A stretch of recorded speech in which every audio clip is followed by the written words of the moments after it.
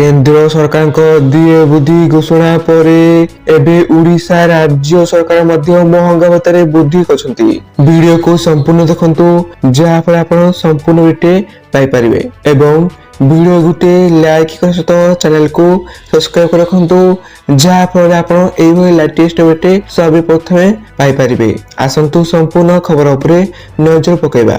सारा देश रे सरकारी कर्मचारी महंगा भत्ता और महंगा सहायता वृद्धिर धारा जारी करिछि। केंद्र सरकार द्वारा संपत्ति डीए वृद्धि पर उड़ीसा सरकार एवं लक्ष लक्ष कर्मचारी और पेंशनभोगी एक गुरुत्वपूर्ण वृद्धि घोषणा करछंती। मुख्यमंत्री मोहन चरण माझी राज्य कर्मचारी शिक्षक और पेंशनभोगी महंगा भत्ता 3% वृद्धि करछंती।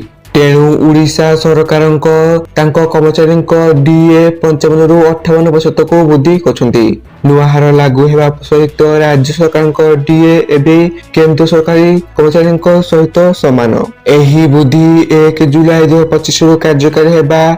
एही निष्पत्ति द्वारा राज्य प्राय 1.6 नियुक्त सरकारी कर्मचारी शिक्षक और पेंशनभोगी उपकृत हेबे। महंगा भत्ता वृद्धि उड़ीसा सरकार राज्य कोष उपरे प्राय 1829 कोटी अतिरिक्त बोझ पकाइबा। तथापि सरकार कहते जे वर्धित मुद्रास्फीति हार और कर्मचारी आश्वस्ति प्रदान करने पदक्षेप आवश्यक थिला। मुख्यमंत्री मोहन चरण माझी कहते जे सरकारी कर्मचारी कठिन परिश्रम और अवदान राज्यर विकास अत्यंत गुरुत्वपूर्ण। तेणु से जीवन धारण मान को उन्नत करने निष्पत्ति नियायछि। तेणु सामग्रिक भाव में उड़ीसा सरकार यह निष्पत्ति केवल लक्ष लक्ष कर्मचारी को आश्वस्ति देव नहीं बरं मुद्रास्फीति समय सरकारी कर्मचारी सहयोग को किपरि प्राथमिकता दिया पारिब से विषय अन्य राज्य मान एक उदाहरण सृष्टि करिब। जेपरिक सचिव दरमा